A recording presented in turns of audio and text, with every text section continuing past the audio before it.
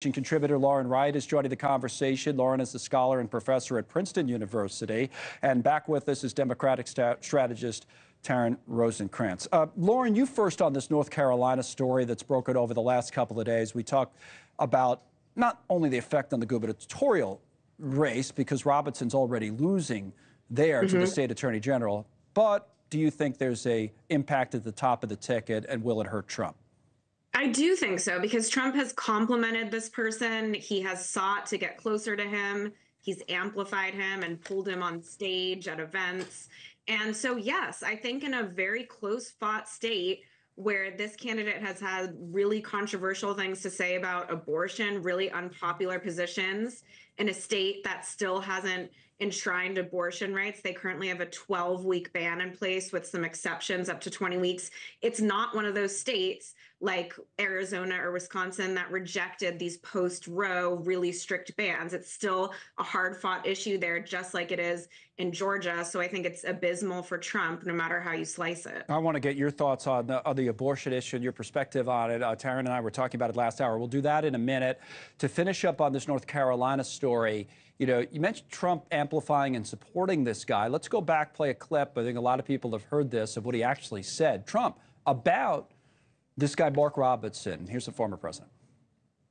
This is Martin Luther King on steroids. Okay, now, I told that to Mark. I said, I think you're better than Martin Luther King. I think you are Martin Luther King ×2. I mean, Taryn, people can read through it, but this report that came out, he had allegedly said terrible things on this website about all kinds of different groups and people, including Martin Luther King. Yes. Yes, it's pretty shocking, not shocking in this situation, but it is pretty remarkable. And if I was him, I would be trying to separate myself, but he just really can't. I mean, that clip has been everywhere over the last 24 hours of the Martin Luther King on steroids, just tied to this headline of "I'm a Black Nazi." You don't want to be in that position this close to the election, being tied so closely to a candidate who's been everywhere saying that on a porn website, needless to say, in a state that is a huge battleground for you, as well as somewhere that it is a state known to be full of people of faith, people who care very deeply about their faith, and where values, family values, are something that they talk a lot about. And that has been really the centerpiece and focus of a lot of the issues and what they want to see. I mean, it's all kinds. I mean, he called, like you said, allegedly, if this is him, and he's denied it, by the way, we should point out, he's denied that it's him, but the report says that he called himself a Black Nazi. He said, well, he's all the time, the guy said controversial things for years. We knew that. I mean, he said negative things about the transgender community, and then on this site, he talked about wanting to watch transgender pornography. All this. This is the guy that they're talking about running, that is running, and apparently is not getting out of the race. It does give us a chance to kind of talk, Lauren, about the two states that I mentioned at the top. If this hurts Trump in North Carolina, then Trump absolutely needs Georgia, right? So which state should Republicans be more worried about right now? I think maybe the answer would have been different a few weeks ago. Which state do you think Republicans are more worried about, Lauren, Georgia or North Carolina? I think they're really worried about both. I think Harris has a really good shot at Georgia. Republicans have really screwed up there the past couple election cycles. They made certain assumptions. In 2022, they ran Herschel Walker. He, blazed through the primary with celebrity status and then lost in the general election. They made lots of those kinds of mistakes.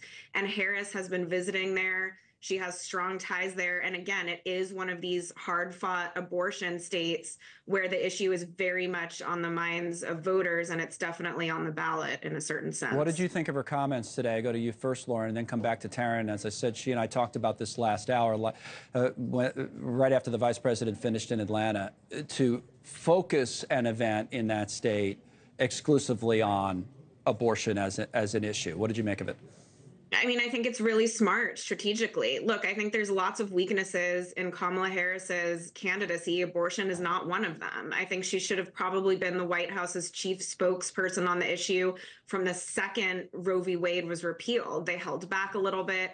and now she's really hit her stride. And so I do think in Georgia, it's a good match for the message. She can't totally abandon the economy, but she can definitely, put all her chips on this issue for the most part, and that's a strong strategy. And the reason I wanted to do it as a 1 out of 2, Taryn, to say, if Harris loses Pennsylvania, that's what we were doing at the top, which is entirely possible. It's literally a coin flip. I mean, according to the data, it's like about a 50-50 state. Maybe it's the slightest of advantages to Harris, but very, very slight. Then you get 16 each of these states. So it would be a must-win in one of the two. So that's what I would go back to you with. Which is more likely? Is it Georgia or North Carolina? Well, I think she's going to win in both, and I think she's going to win in Pennsylvania. Well, I know that's what you think, but I'm not just if you had to pick which she's more favored in or more likely. Yep. But part of the reason I do is because I think that these issues are resonating with so many people, right? Like, I mean, the strategy here is to talk directly to these people about these issues and bringing them so much to the forefront.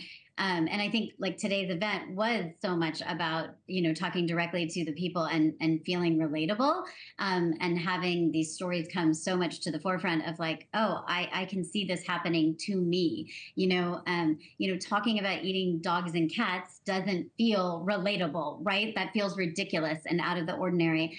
Talking about lowering grocery prices and feeling that effect in Pennsylvania, right? Like talking about how hard it is and struggling and about healthcare costs and my prescriptions that I have to go pick up at the drugstore, right? Like that feels relatable. And in all of these places, those are the things people are actually experiencing. But it's still so close. We spent a lot of our show, it's still close. Right, talking about. So we have all these stories that we're on. We do it every day, right, Lauren? That Taryn was just talking about, and she, throw Springfield into the mix. Should be a negative story for Trump. Throw, this event today and talking about abortion should be a positive story for Harris, negative for Trump. It still could not be closer according to the data. And if the election was tonight, I have no idea who would win. What would you say, big picture, then, Lauren, about the state of this race and what it comes down to? Well, I have a different perspective on Pennsylvania, for instance. Okay. This is a state where Harris's flip-flopping is going to cost her. I don't think it's reasonable for voters that work in the energy industry, in fracking, for instance, to say, okay, she said something totally different in 2019, and now she says fracking's back on the table. People in the north and west parts of the state might just not trust that, and that's very reasonable. It's also a state, again, where they have abortion protections in place up to 24 weeks. And so it's not as much of a salient issue there than it is in these other states where women feel that they're really threatened on that front.